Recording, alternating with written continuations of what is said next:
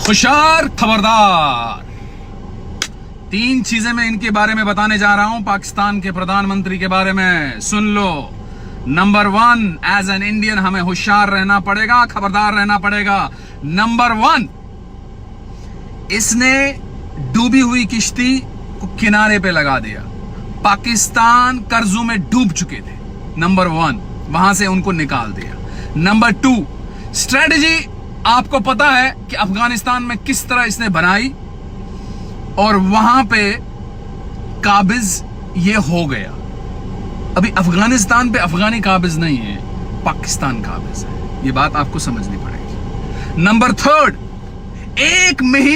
पिछले एक महीने से ये इंटरनेशनल मीडिया के साथ खुद इंटरेक्ट कर रहा है और एक तबके को ये उकसाने में कामयाब हो गया है।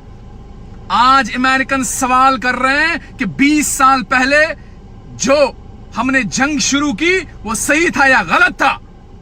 जानी माली नुकसान जो हमारा हुआ, क्या वो सही था या गलत था।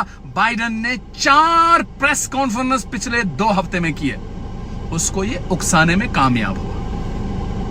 अब देखिए मेरा सवाल क्या है। मेरा सवाल उस इनकम्पिटेंट गवर्नमेंट के साथ है जो हर सेक्टर में फेल है।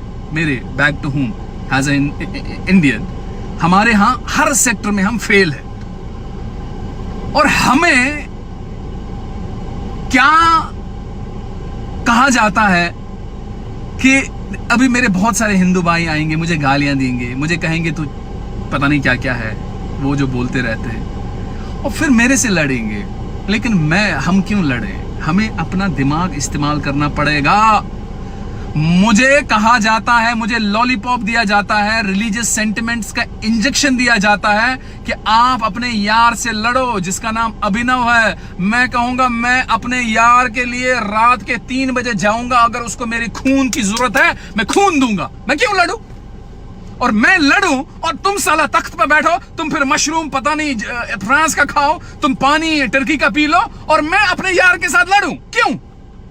मैं नहीं लड़ूंगा, मेरा खून है। आपस में हम क्यों लड़े? इसका फायदा चूतिया लोग उठाएं और हमारे पास रहेगा क्या फिर? ये कटोरा।